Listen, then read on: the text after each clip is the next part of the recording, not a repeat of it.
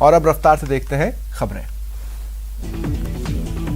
गुजरात में भूपेंद्र पटेल के सीएम बनने के बाद आज नए मंत्रिमंडल का गठन हो गया। 24 विधायकों को मंत्री पद की शपथ दिलाई गई। सीएम भूपेंद्र पटेल ने पूरी टीम नई बनाई है। पूर्व मुख्यमंत्री विजय रूपाणी की टीम में शामिल सभी मंत्रियों की छुट्टी कर दी। पूर्व डिप्टी सीएम नितिन पटेल भी शामिल हैं, जो नाराज चल रहे हैं। 5 विधायकों ने एक साथ मंत्री पद की शपथ ली। विधानसभा के अध्यक्ष पद से इस्तीफा देने वाले राजेंद्र त्रिवेदी भी इनमें शामिल हैं। इस्तीफे के करीब 1 घंटे बाद सबसे पहली शपथ भी उन्होंने ही ली। जिन 24 लोगों को शपथ दिलाई गई उनमें 10 कैबिनेट मंत्री, 14 राज्य मंत्री हैं। बड़े चेहरों में राजेंद्र त्रिवेदी के अलावा जीतू वाघाणी शामिल हैं। कैबिनेट में 3 महिलाओं को भी जगह मिली। मनीषा वकील को कैबिनेट मंत्री बनाया गया है। निमिषा सुतार और कीर्ति वाघेला को राज्य मंत्री। उत्तर प्रदेश विधानसभा चुनाव को लेकर आम आदमी पार्टी ने बड़ा ऐलान किया। उप मुख्यमंत्री दिल्ली के मनीष सिसोदिया ने लखनऊ में कहा, यूपी में एएपी की सरकार बनी तो 300 यूनिट तक बिजली फ्री कर देंगे। मनीष सिसोदिया ने कहा, राज्य में किसानों को खेती के लिए बिजली पूरी तरह फ्री दी जाएगी। सरकार बनने के 24 घंटे के अंदर फैसला लिया जाएगा। सेंट्रल विस्टा प्रोजेक्ट की पहला ऑफिस रक्षा मंत्रालय को मिला है। इसके तहत तैयार रक्षा मंत्रालय के ऑफिस कॉम्प्लेक्स का पीएम नरेंद्र मोदी ने उद्घाटन किया। रक्षा मंत्री राजनाथ सिंह भी मौजूद रहे। यह ऑफिस कस्तूरबा गांधी मार्ग, सेंट्रल दिल्ली और अफ्रीका एवेन्यू, चाणक्यपुरी में स्थित है। ये दोनों बिल्डिंग सेंट्रल विस्टा प्रोजेक्ट के पहले फेज के तहत तैयार हुई है। पीएम मोदी ने सेंट्रल विस्टा प्रोजेक्ट के आलोचकों को घेरा। कहा, सेंट्रल विस्टा पर कुछ लोगों ने भ्रम फैलाने का काम किया। आज देश देख रहा है सेंट्रल विस्टा प्रोजेक्ट के पीछे हम क्या कर रहे हैं। वक्त से पहले डिफेंस कॉम्प्लेक्स को बनाने का काम पूरा हुआ। पीएम मोदी ने कहा, हमने कामकाज की नई शैली अपनाई। मुझे 2014 में आपने सेवा का मौका दिया था। मैं सरकार में आते ही संसद भवन को बनाने का काम शुरू कर सकता था, लेकिन हमने यह रास्ता नहीं चुना। सबसे पहले देश के लिए जान देने वालों के लिए स्मारक बनाना तय हुआ। पीएम ने कहा, आजादी के तुरंत बाद जो काम होना चाहिए था उसे हम आज कर रहे हैं। देश के दफ्तरों को ठीक करने का बीड़ा उठाया। पीएम मोदी ने प्रोजेक्ट की वेबसाइट को भी लॉन्च किया। कहा, ये नया डिफेंस ऑफिस कॉम्प्लेक्स हमारी सेनाओं के कामकाज को अधिक सुविधाजनक, अधिक प्रभावी बनाने के प्रयासों को और सशक्त करने वाला है।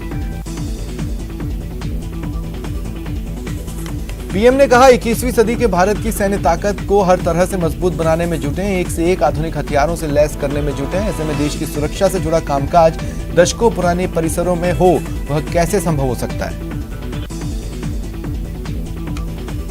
पीएम ने कहा, आज जब ईज ऑफ लिविंग और ईज ऑफ डूइंग बिजनेस पर फोकस कर रहे हैं तो इसमें आधुनिक इंफ्रास्ट्रक्चर की भी उतनी बड़ी भूमिका है। केंद्रीय सड़क एवं परिवहन मंत्री नितिन गडकरी ने दौसा के धनावड़ में दिल्ली मुंबई ग्रीनफील्ड एक्सप्रेसवे के निर्माण कार्य का जायजा लिया। गडकरी के दौरे को लेकर बड़ी संख्या में पुलिस बल तैनात रहा। इस दौरान सांसद जसकौर मीणा, किरोड़ी लाल मीणा, ऊर्जा मंत्री बीडी कल्ला, महिला एवं बाल विकास मंत्री ममता भूपेश समेत अनेक जनप्रतिनिधि मौजूद रहे। दिल्ली से मुंबई तक करीब 1350 किलोमीटर का एक्सप्रेसवे का निर्माण किया जा रहा है। यह निर्माण कार्य का जायजा लेने खुद सड़क परिवहन मंत्री नितिन गडकरी पहुंचे। एलन मस्क की कंपनी स्पेसएक्स ने आज इतिहास रचा। उसने भारतीय समयानुसार सुबह 5:33 पर पहली बार 4 आम लोगों को अंतरिक्ष भेजा। नासा के फ्लोरिडा स्थित कैनेडी स्पेस रिसर्च सेंटर से फाल्कन 9 रॉकेट की लॉन्चिंग हुई। एनसीआरबी ने बुधवार को 2020 में हुए अपराधों का डेटा जारी किया। हत्या के मामले में यूपी टॉप पर, रेप के मामले में राजस्थान पहले नंबर पर है। 2020 में हर रोज औसतन 80 मर्डर हुए। सबसे ज्यादा हत्या के मामले यूपी में आए। कुल अपराधों की बात करें तो 2019 के मुकाबले 2020 में क्राइम रेट में 28%, माफ कीजिएगा, सबसे ज्यादा हत्या के मामले यूपी में आए।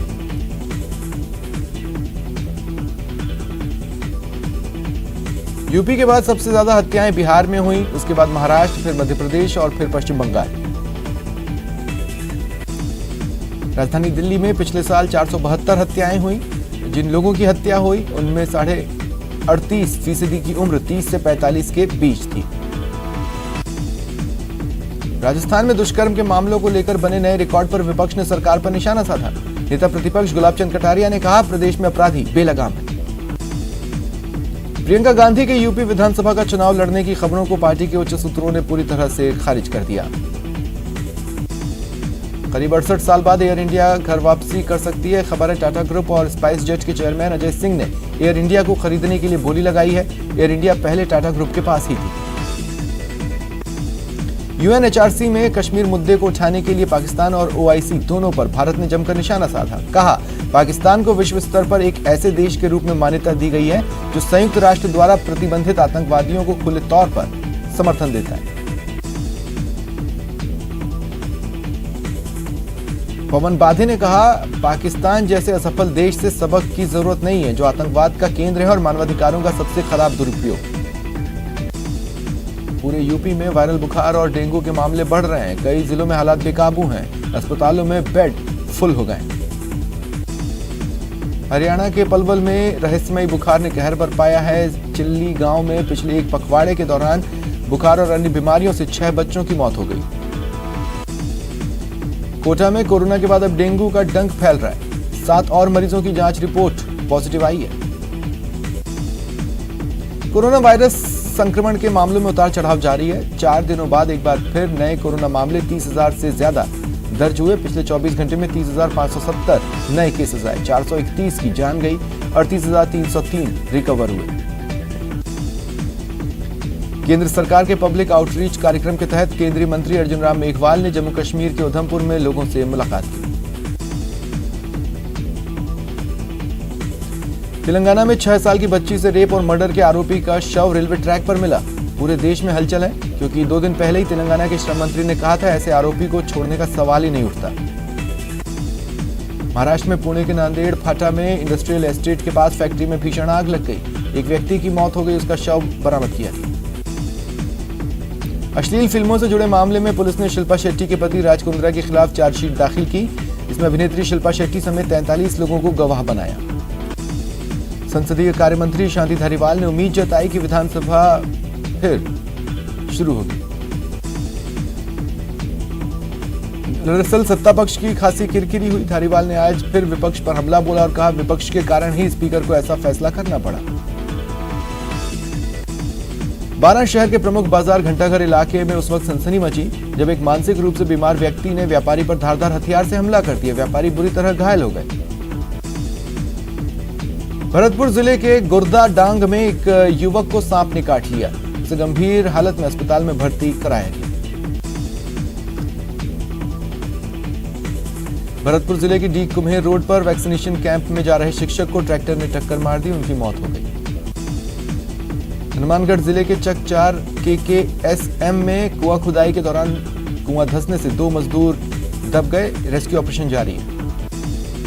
शाहपुरा थाना पुलिस ने गौवंश से भरा एक कैंटर पकड़ा, 2 आरोपी गिरफ्तार। डूंगरपुर जिले में भ्रष्टाचार के खिलाफ आवाज उठाना महंगा पड़ा। पंचायत के सरपंच और पंचायत समिति सदस्य ने मारपीट की और फर्जी मामले में फंसाने की धमकी दी। पीड़ित ने जिला कलेक्टर और SP से न्याय की गुहार लगाई है। जयपुर के माणक चौक थाना पुलिस ने शातिर ठग सुरेश को गिरफ्तार किया। सुरेश पर फर्जी पुलिस अधिकारी बन सराफा व्यापारी से 3.5 लाख रुपए ठगने का आरोप।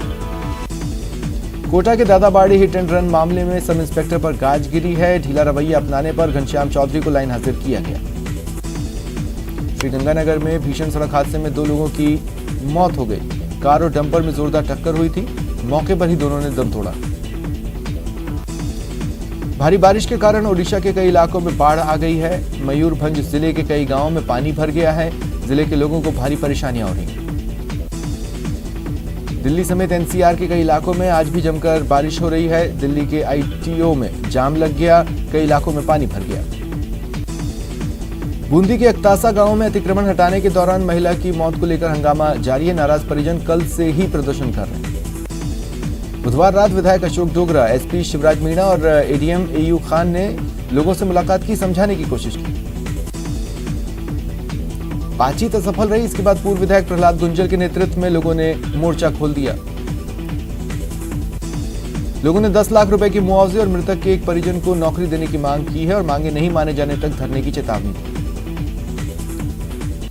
फिलहाल मौके पर बड़ी संख्या में पुलिस बल तैनात है।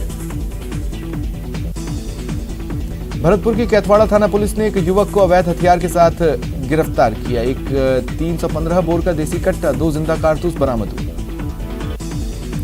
उदयपुर की कोटड़ा थाना पुलिस ने दिन दहाड़े भारत फाइनेंस कंपनी से लूट करने वाले 2 आरोपियों को गिरफ्तार किया।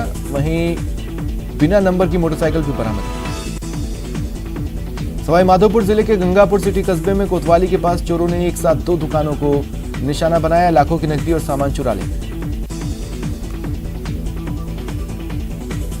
अलवर के मालाखेड़ा थाना क्षेत्र में इंडेन गैस के सप्लायर से लूटपाट का मामला आया। दिन दहाड़े बाइक सवार 3 बदमाशों ने सप्लायर से 52,000 रुपए लूट लिए। झुंझुनू के खेतड़ी में एक जंगली जानवर ने 22 भेड़ों का शिकार कर लिया। गांव में दहशत है। बारां जिले के परवन नदी के पास बलदेवपुरा गांव में नदी से निकल एक मगरमच्छ गांव के स्कूल के पास आ पहुंचा। ग्रामीणों ने पकड़कर वापस नदी में छोड़ा। सरिस्का पहुंचे वन मंत्री सुखराम बिश्नोई और श्रम मंत्री टीकाराम जूली ने ग्रामीणों और जनप्रतिनिधियों के साथ बैठक की। भरतपुर में आरपीएससी की ओर से कराई जा रही सब इंस्पेक्टर और प्लाटून कमांडर की परीक्षा के आखिरी दिन बस स्टैंड पर जमकर भीड़ देखी गई।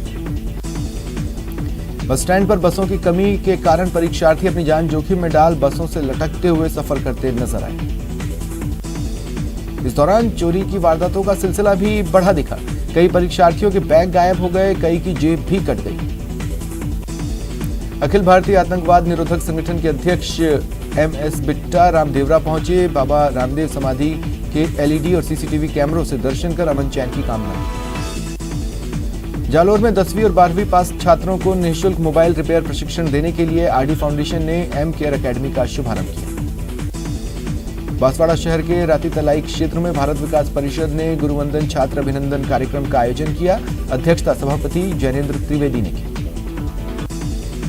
बूंदी में रेलवे प्रशासन ने हादसे के बाद राहत बचाव को लेकर मॉक ड्रिल की। बांसवाड़ा जिले और शहर में मानसून पूरी तरह सक्रिय है। कई इलाकों में बारिश का दौर जारी है। झुंझुनू में कई गणेश प्रतिमाओं का आज गाजे बाजे के साथ विसर्जन किया गया। गौ माता को राष्ट्रमाता घोषित करने की मांग को लेकर राजसमंद जिले के भीम कस्बे में गौ भक्तों ने राष्ट्रपति के नाम एसडीएम को ज्ञापन सौंपा। झुंझुनू में बांशियाल खेतड़ी वन्यजीव अभयारण्य में जल्द ही इको फ्रेंडली सफारी शुरू हो जाएगी। तैयारियों का जायजा लेने वन विभाग के अतिरिक्त प्रधान मुख्य वन संरक्षक शिखा मेहरा खेतड़ी पहुंची। अलवर जिले के रामगढ़ कस्बे में प्राचीन भूड वाले हनुमान मंदिर जाने वाले रास्ते पर गंदगी और कीचड़ है। ग्रामीण आक्रोशित है। लेह के एक किसान सोनम स्टेंजन थांगजुक इलाके के युवाओं के लिए प्रेरणा स्रोत बने हुए हैं। सोनम पूरे लद्दाख में ऑर्गेनिक खेती को बढ़ावा देने के मिशन से खेती कर रहे हैं। मध्य प्रदेश के ग्वालियर के 70 साल के बुजुर्ग विमल चंद्र जैन ने बिजली के बल्ब पर छैनी हथौड़ी से नक्काशी बनाने का हुनर दिखाया। वीकली एक्सपायरी के दिन बाजार में शानदार तेजी दिखी। सेंसेक्स ने नया इतिहास रचा। पहली बार 59,100 और निफ्टी 17,600 के पार पहुंचा।